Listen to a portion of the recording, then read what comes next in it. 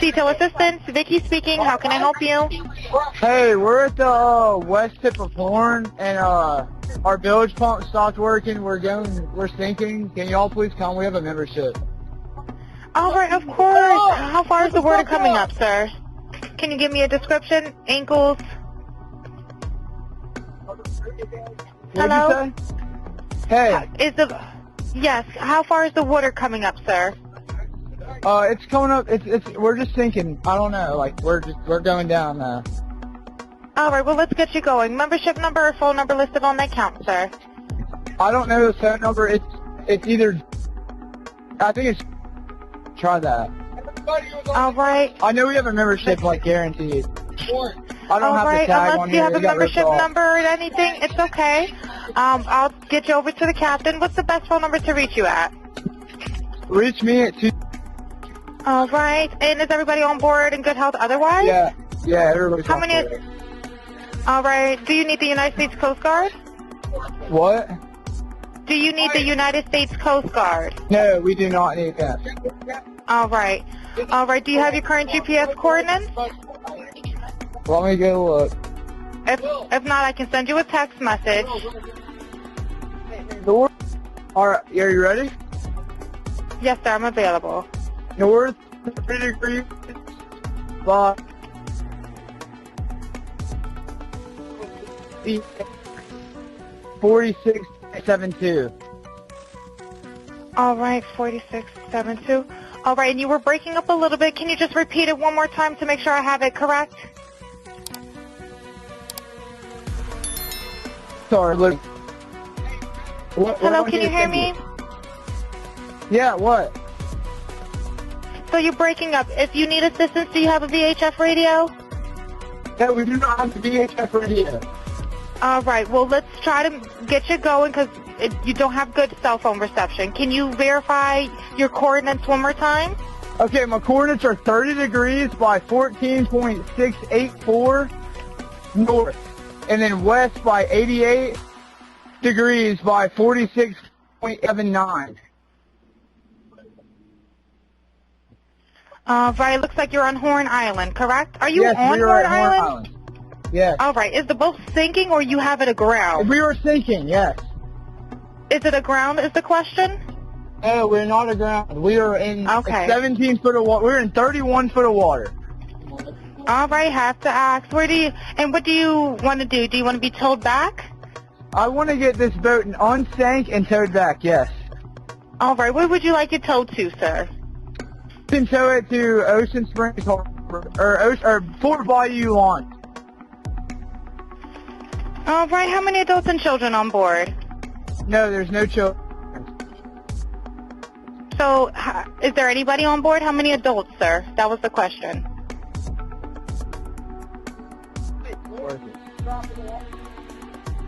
Hello, can you hear me?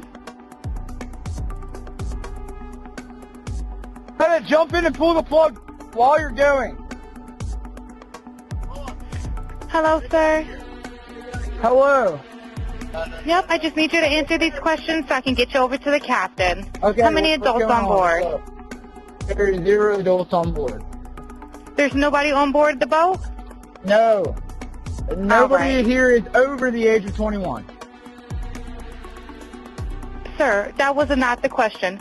Is there a person? Is there a person, a living individual on the boat?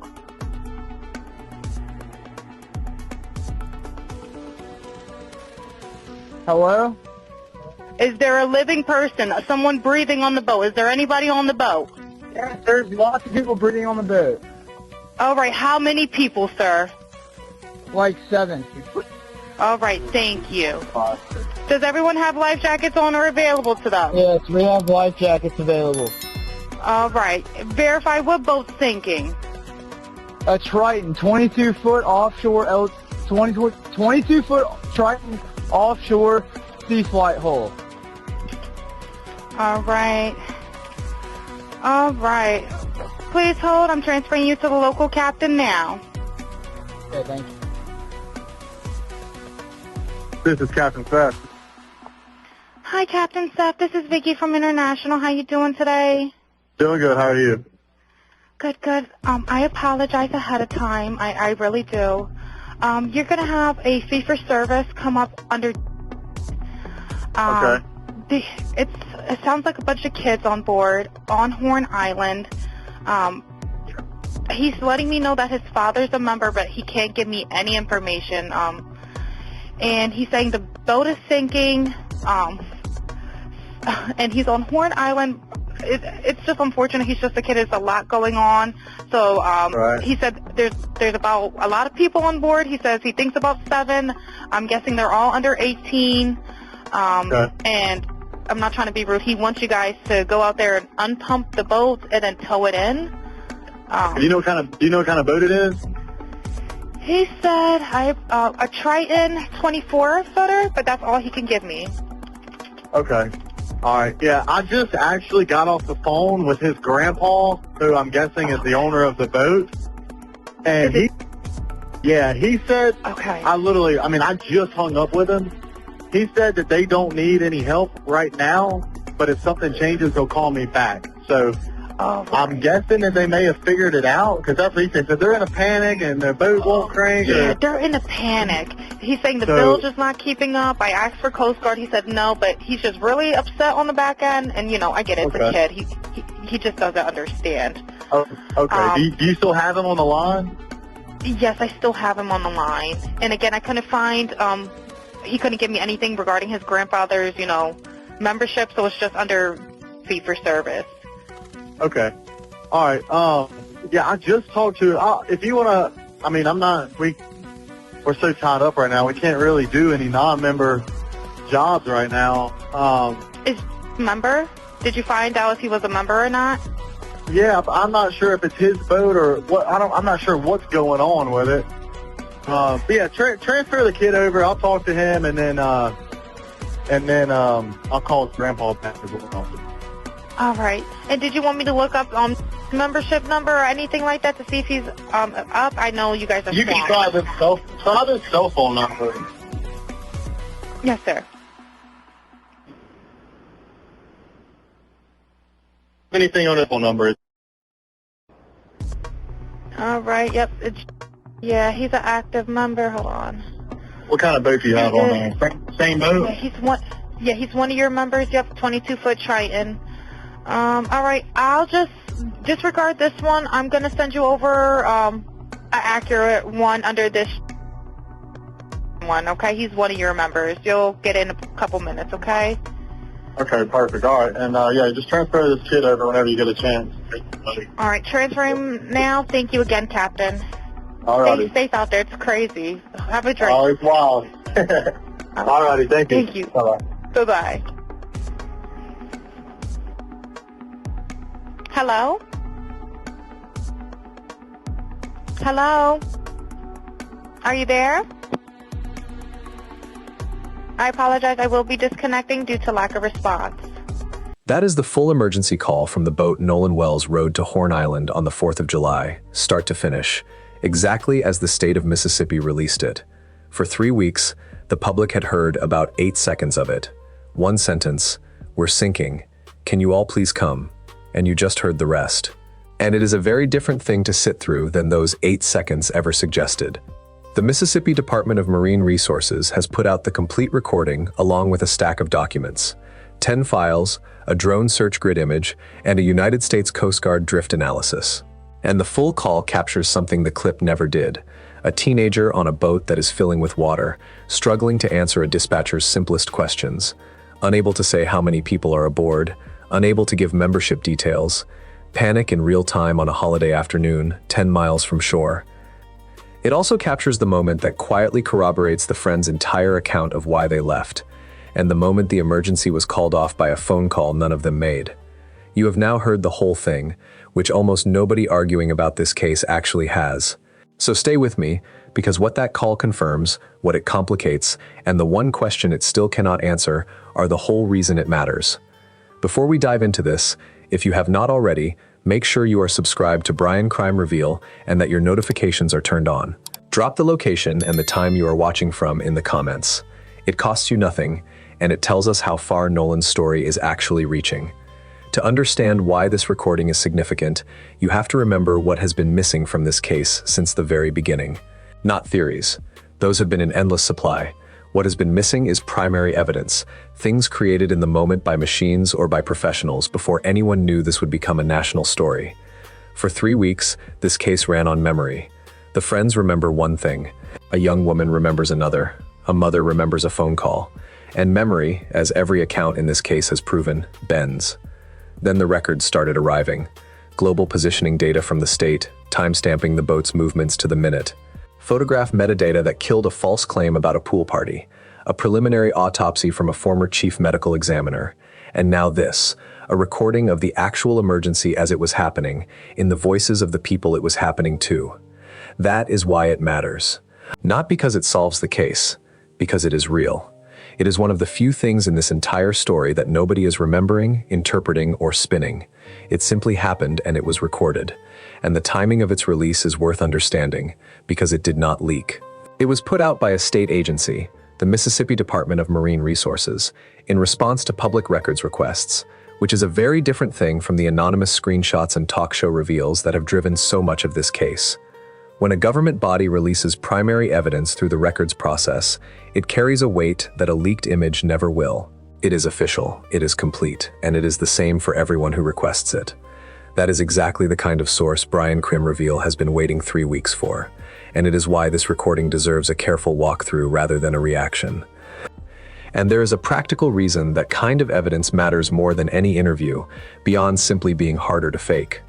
When this case reaches a grand jury, and the district attorney has committed to presenting it once the sheriff's investigation is complete, that room does not weigh memories the way a comment section does. It weighs the things that can be authenticated. Timestamps, recordings, logs, reports. A panicked teenager's voice on a towing company's recorded line is exactly the kind of exhibit that ends up in front of those jurors, precisely because it was captured automatically and cannot be reshaped after the fact. The call was released by the Mississippi Department of Marine Resources, the state agency that patrols the water and that has been part of this case since the first search. It was obtained and published by LOX, the local news station on the Mississippi Gulf Coast. And one detail matters before we go a word further. This call did not go to 911. It went to C-Tow, a private membership-based towing company, the boating equivalent of roadside assistance. That distinction is going to matter more than it sounds, and we will come back to it. You just heard the whole thing. So this section is not going to replay it line by line. It is going to tell you what actually matters inside it. Start with what the 8-second clip that circulated for 3 weeks left out. That clip was the single sentence everyone knows. We are sinking. Can you all please come? What the full call adds is the thing the clip erased, the sound of the caller. One of Nolan's friends, unable to answer the dispatcher's simplest questions. You heard him struggle to say how high the water was. It's coming up. I don't know. We're going down though.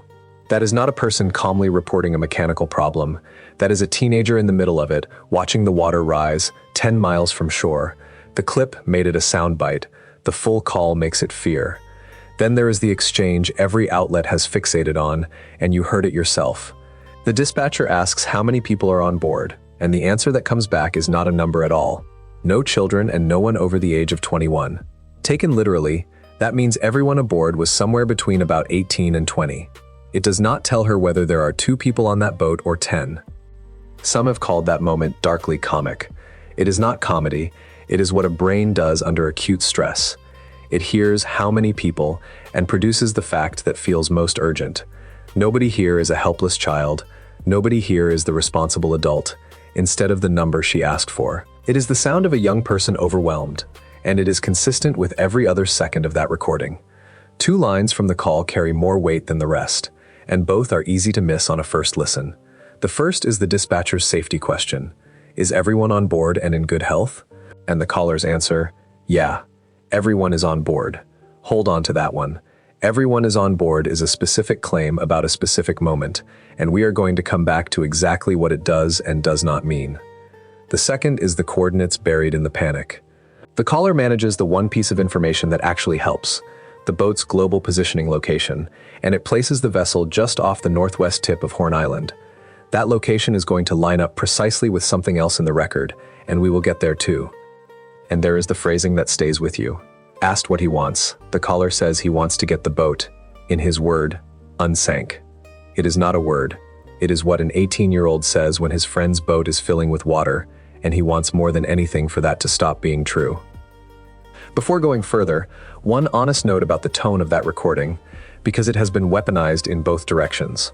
Some viewers have heard the caller's confusion as evidence of guilt, as if a person who stumbles over a dispatcher's questions must be hiding something. Others have heard callousness in the background chatter. Neither reading survives contact with how people actually sound in emergencies.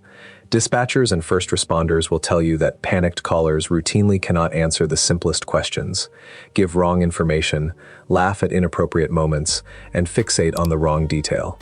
It is physiology, not character. A brain flooded with adrenaline is a bad witness to its own situation. So the confusion on this call is not evidence of anything except fear. And reading guilt into the sound of a scared teenager is exactly the kind of leap this case has punished over and over. It is easy to get pulled into the mechanics, the pump, the coordinates, the timeline, and forget that every piece of this leads back to an 18-year-old who did not come home. So write his name in the comments, plainly, with respect, Nolan Wells. Let this comment section be about a person rather than an argument. While the dispatcher is working, the recording catches the caller turning away from the phone to talk to someone else on the water, the owner of another boat, identified in the Marine Resources reports as a 21-year-old. And what he says to him is the single most corroborating detail in the entire recording. He tells him to jump in and pull the plug while you are going. If you have followed this case, you have heard that instruction explained before, weeks before this audio ever came out. The friends said that once they got the motor to stay down, the boat's owner pulled the drain plug so that the standing water would empty out the back of the hull as the boat got up to speed. Countless people online treated that explanation as a convenient story invented after the fact. And now here it is, on a recording made in the moment, on the 4th of July, captured by a towing company's phone line, a teenager telling another teenager to pull the plug while you are going. The explanation was not invented later. It was happening live and it was recorded live, before anyone had a story to protect. That is what primary evidence does. It does not care what anyone needs to be true. And this is the real value of playing the whole call rather than describing it. When you hear it yourself, you are not being told what to think about that caller's panic or that pull the plug instruction. You are judging it with your own ears, in real time, the same raw material a grand juror would hear. That is the opposite of how most of this case has been consumed. For 3 weeks, people formed certainty from 8-second clips, screenshots, and someone else's summary. The full recording hands you the primary source and lets you check every interpretation, including this channel's, against what is actually on the tape. With the call in hand, the afternoon can finally be assembled into a single sequence anchored to records rather than memories. The boat leaves a private dock at 9:56 in the morning by the global positioning log. It reaches Horn Island at 11:14. The group spends hours on a crowded island. The last confirmed sighting of Nolan by his family's legal team is around 3 o'clock in the afternoon. Somewhere in the next hour and a half, the boat begins taking on water. The bilge pump fails, and this call is placed to sea tow. The plug is pulled to drain the hull. The grandfather relays that it is handled, and the tow is called off. The log shows the boat leaving the island without Nolan aboard. It stops in Fort Bayou to reseat the plug, returns to the dock, and is eventually hauled out of the water and taken home. Every timestamp in that sequence now comes from a machine or a recording. Only one stretch remains dark, the roughly 90 minutes between Nolan's last confirmed sighting and the boat's departure. The call illuminates what was happening on the boat during part of that window. It shows nothing of what was happening to the boy on the island. The brightest, most detailed record this case has produced still has a hole in it exactly where Nolan Wells is standing. Then comes the part of this recording that genuinely adds something new, because it explains why no professional rescue ever reached that boat. The dispatcher, hearing how young and how panicked the caller is, does the responsible thing. She calls the sea tow captain directly and tells him there are young people on a boat who are panicking. That is a dispatcher escalating a situation because she is worried. But the captain already knows about it, and this is where the chain of that afternoon becomes clear. The captain tells her he is already in contact with the boat operator's grandfather, a man named Jerry Adkerson, and the grandfather has just told him the situation was handled. The people on the boat, the grandfather relayed, do not actually need assistance, so the rescue was called off, not by the panicked teenager on the phone, by a grandfather on land, relaying that it was under control, through the tow captain, back to the dispatcher. Cito stood down. No professional ever came. That name, Jerry Adkerson, is worth holding on to because he is not a stranger to this case. He is the same person who later let authorities examine the boat and check its global positioning coordinates as part of the investigation. In other words, the family of the boat's owner has cooperated with investigators on the physical evidence, which is consistent with what the Marine Resources report already indicated about the owner and his family cooperating. Put the sequence together, because the full call lets you assemble it for the first time. A boat at the northwest tip of Horn Island is taking on water because its bilge pump has failed. A panicked teenager calls a private towing service, not 911, and struggles to give clear information. While he is on the phone, the group is already solving it themselves, pulling the plug to drain the water at speed. A grandfather on shore learns what is happening and reports that it is handled. The tow is canceled, and the boat, no longer sinking, runs for the mainland. The global positioning data, obtained separately by CBS News, matches this precisely. It shows the boat leaving Horn Island in the afternoon and making its way back with a brief stop in Fort Bayou. The stop the friends explained as the moment they put the drain plug back in before docking. Every independent piece fits. The failed pump, the caller reports. The plug instruction, the recording captures. The departure time in the tracker logs, the Fort Bayou stop, the cooperation of the boat owner's family. For the mechanical story of why that boat left the island, the documentary record is now close to airtight, which forces the hard turn this case always forces. No matter which piece of evidence you start from, none of it tells you what happened to Nolan Wells. Go back to that one line from the call. Everyone is on board. When the caller said it, he was answering whether the people on his sinking boat were safe. The people on that boat at that moment, Nolan Wells, by every account, including the friend's own, was not on that boat. He had stayed on the island. So everyone is on board was true of the vessel and its passengers. And it says nothing at all about the 18-year-old standing on the sand behind them. That is the whole case in a single line of audio, and you heard the caller say it with your own ears. The record can now tell you in granular detail what happened to the boat. It still cannot tell you what happened to the boy. And no recording of the people who left will ever contain the one voice this case is actually about. It also cannot resolve the contradiction that has sat unmoved at the center of this case since the first week. The question of what Nolan actually intended in the moments before that boat pulled away. And that question has a new face on it, because the young woman at the heart of it has now been publicly identified. For weeks, she was known only by a first name, Katie. Recent reporting identified her as Katie McCormack, described as a 19-year-old student from Pascagoula. Through a member of her family, her account has been consistent. She spent time with Nolan on the island. They parted ways. She left safely with her own group, and she has no knowledge of what happened to him afterward. Her family put the crucial point plainly, that Katie assumed the friends telling Nolan to get on the boat would never actually leave without him. She said goodbye, in other words, believing he had a ride home. Hold that against the friends' account. They say Nolan was called to the boat repeatedly and chose to stay. Her family says she believed he was coming back to it. Those two versions still cannot both be complete. And this distress call, for all it clarifies about the boat, does nothing to settle them. What must be said clearly, because this case has hurt enough people already, is that Katie McCormack has not been named a person of interest by investigators, has not been charged with anything, and by every account has simply told the truth as she experienced it.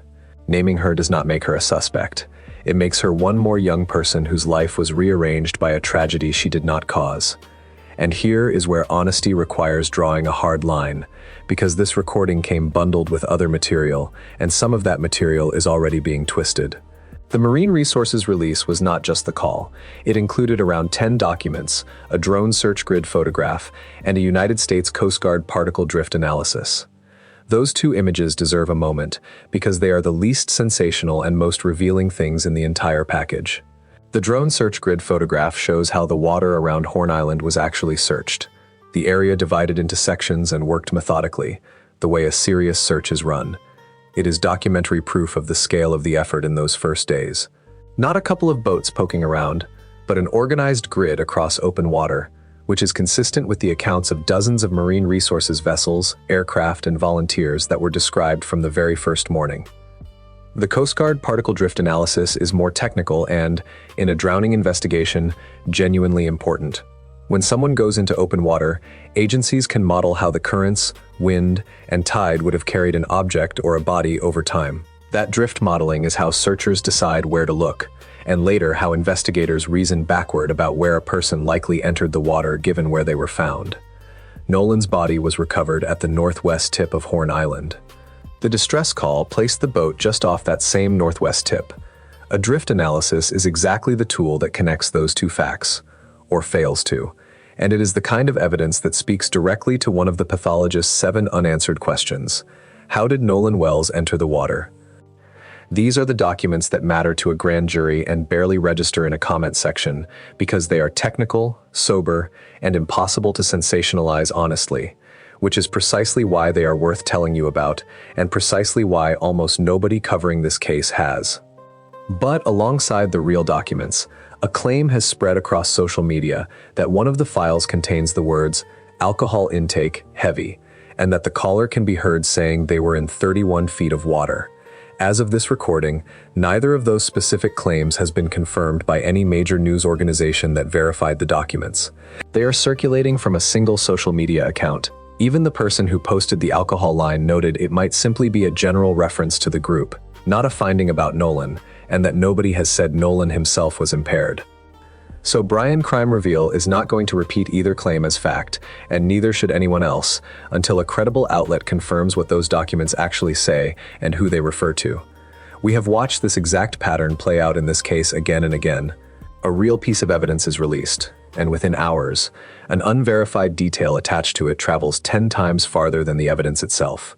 The pool party photograph, the voice on the fight video, the idea the FBI had taken over. Every one of those was false or distorted, and every one of them outran the truth for days. If those toxicology-related details turn out to be real, they will come out through the official autopsy, which the district attorney has now confirmed will be released only when it is presented to a grand jury. That is the venue where a line like alcohol intake gets context, gets cross-examined, and gets attached to an actual person rather than a rumor, not a screenshot. There is also a fair question buried in this recording that deserves to be asked plainly, without pretending it answers itself in either direction. Why call a private towing company instead of 911 or the Coast Guard? For a boat that is sinking, there are 2 honest readings, and a careful person holds both. The critical reading is that a genuine sinking emergency with lives at risk is a 911 call, and that reaching for a membership towing service instead suggests the group did not truly believe their lives were in danger, which cuts against the idea that this was a life-threatening crisis serious enough to justify everything that followed. The sympathetic reading is that this is exactly what a lot of young boaters do. Sea tow is the reflex on that coast. It is the boat you call for engine trouble, dead batteries, a boat taking on water. It is roadside assistance for the water. A panicked 19 or 20-year-old whose friend's boat is filling up may reach for the number the family already has a membership with, not because they are calm and calculating, but because it is the number that means help with a boat, and the group did solve the immediate problem themselves within minutes. Both readings are legitimate.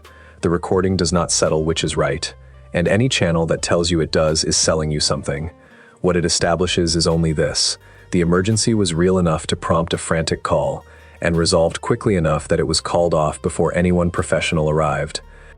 There is one more thing the full call quietly underscores, and it is the strangest fact in this entire case. The caller told the dispatcher the boat was at the west tip of Horn Island, surrounded, by every account, by a holiday crowd. Aerial photographs released separately show hundreds of boats around that island on the 4th of July. Nolan's friends have estimated thousands of people, with hundreds on their own stretch of beach, and one friend said he knows of a boat that did not leave until 8 that evening. This was not an empty wilderness. It was one of the busiest stretches of water on the Gulf Coast that day.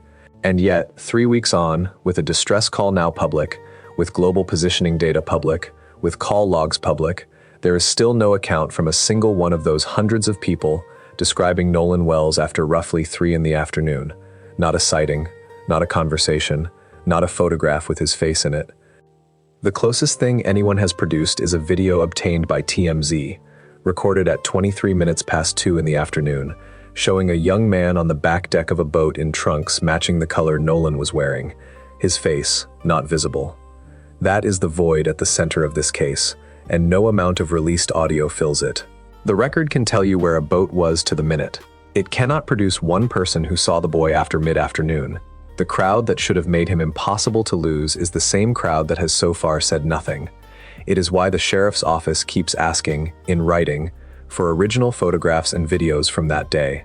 And it is why the reward for information leading to an arrest and conviction now stands at $125,000, offered by Reverend Al Sharpton, the actor Tyler Perry, and the former NFL player Terrell Owens. That figure is itself a statement. The people closest to this family do not believe the full account has surfaced. So where does the full call leave this case? It closes the mechanical questions almost entirely. There is now, on a recording made in the moment, confirmation of the failed bilge pump, confirmation of the plug being pulled to drain the boat, and a timeline that matches the global positioning data to the minute. The story the friends told about why they left Horn Island, a boat that was genuinely failing, an emergency that consumed their attention, is now supported by primary evidence, not just their own word. On that narrow question, the doubt is mostly gone. And it leaves the central question exactly where every other piece of evidence has left it, untouched. Because here is the shape of this entire case, seen through the full inventory of what now exists. On the question of what the friends did, when they left, why they left, how the boat behaved, who they called and when, the record has steadily, piece by piece, supported their account. The global positioning data, the distress audio, the plug instruction, the call logs showing the first call went to Nolan's mother. The photo metadata, item after item, has checked out.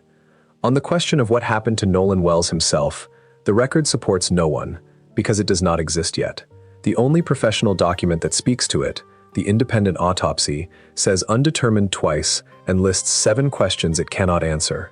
And the one finding that unsettles everyone, an unexplained area of red discoloration at the back of an 18-year-old's head, in a place the state's first examination never even looked, remains exactly what the pathologist called it: inconclusive, flagged for further investigation, neither cleared nor confirmed.